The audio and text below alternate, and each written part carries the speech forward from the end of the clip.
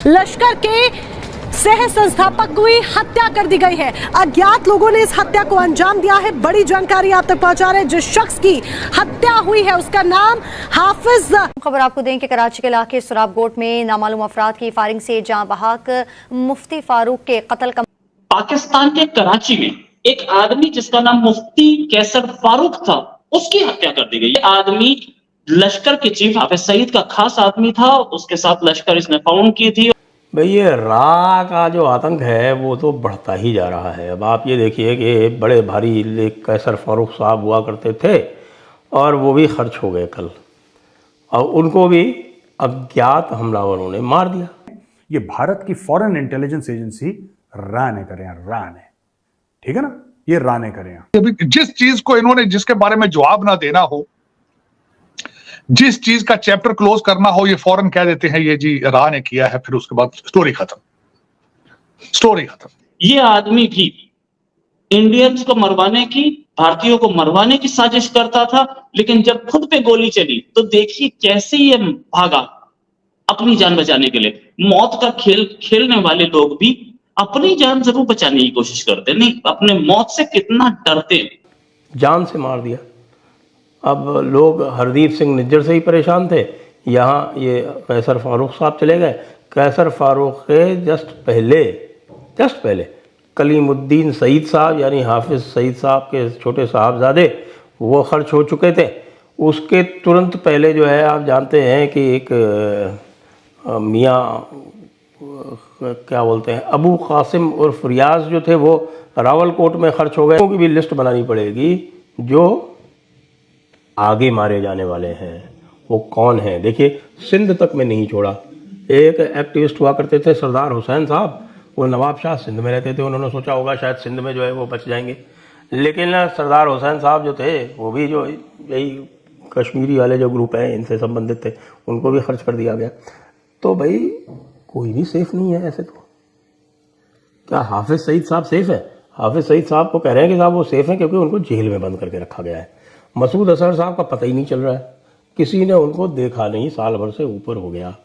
तो जनाब मसूद अजहर जो हैं यानी कि वो बड़े वाले साहब जिन्होंने IC 814 का अपहरण कराया था, हाईजैक करा था IC 814 का, उनके एक साथी थे ज़हूर मिस्त्री साहब, उनको भी कराची में किसी अननोन ने मार दिया। खालिद रजा, उनको अननोन ने मार दिया। ये जो अननोन जो है, ये जो अज्ञात हमलावर जो है, इनका आतंक बढ़ता जा रहा है। तो ऐसे में भाई इनको आतंकवादी कह रहे हैं। भारत जो है वो टेररिज्म रीडिफाइन कर रहा है। तो आतंक जो है अब आतंकवादियों से अधिक तो इन अननोन गनमैन का हो गया है। अब ये अननोन गनमैन कहाँ तक जाएंगे कुछ पता नहीं। अच्छा, सबसे खूबसूरत बात मुझे पाकिस्तानियों की क्या अच्छी लगती है कि आपको कभी प्रूफ नहीं देना पड़ता। आप सिर्फ बोल दो काफिर की साजिश है। आप एक देखो, 2-3 चीज़ें हैं जो आपको पाकिस्तान में बोलनी पड़ेंगी। हिंदू की साजिश है, यहूदी की साजिश है, रादी साजिश है, सबकी साजिश है। ये 3-4 पॉइंट आप याद रख लो, ठीक है ना। फिर आपकी बात, वैसे भी सबूत मांगने का रिवाज है नहीं पाकिस्तान में, क्योंकि सबूत के लिए दिमाग चाहिए, दिमाग तो है नहीं वहाँ पे। तो अब ये सेट हो गया कि भाई रा की ही साजिश है ये सेट कर लिया पाकिस्तानियों ने। अच्छा, किसी ने पूछा भी नहीं उससे। ये प्रेस ब्रीफिंग कर रहे थे, कोई पत्रकार होता जो पूछ लेता कि ठीक है साहब, रॉ की साजिश है, वेरी गुड, अब आप बताइए क्या प्रूफ आपको मिले। ये प्रूफ थोड़ा देता है, इसके पास है ही नहीं प्रूफ, क्योंकि प्रूफ जब कराई नहीं किसी ने तो प्रूफ कहां से होगी। ये नहीं, फिर आपको पता ही है कि कौन करता है। क्या आपको नहीं पता है कि आपसे कोई ये ढगी छुपी बात है? फिर पाकिस्तानी ऐसे लहजे में बात करते हैं। क्या आपको नहीं पता कि कौन कर रहा है? इतने जो हमारे शहीदों का खून बहा है, ये किसने बहाया है, क्या आपको नहीं पता है? और वो ज्यादा अगर सवाल पूछ लेता कि सर पता है, बताए छोड़ो, ये बताओ कि आपके पास सबूत क्या है। ये सब छोड़ो कि आपको नहीं पता है, मुझे पता है, उसको पता है, इसके चाचे को पता है, वो सब छोड़ो। सिर्फ ये बताओ कि क्या सबूत है आपके पास। अगर इतना पूछ लेता बंदा, मैं आपको बताता हूं, वहीं पे उसको गद्दार करार कर देते कि तू बहुत पूछ रहा है, ले तू गद्दार है। तो दोस्तों, this is another day in the life of Pakistan, this country called Pakistan, this circus called Pakistan, जहां पे आप कुछ भी बोल दें, आपको कभी प्रूफ नहीं देना पड़ता।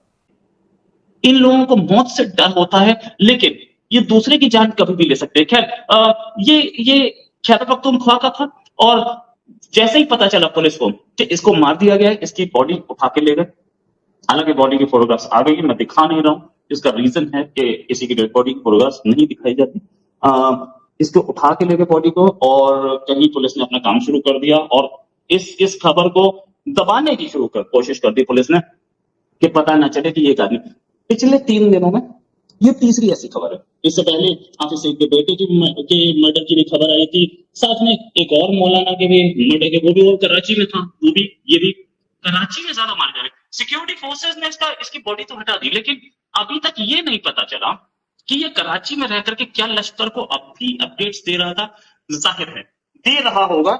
क्या कर रहा था अपने मदरसे, ये जो इसके साथ कुछ बच्चे भी पढ़ते थे, क्या यहाँ से ये लोगों को ट्रेनिंग देकर के लाहौर भेजता था।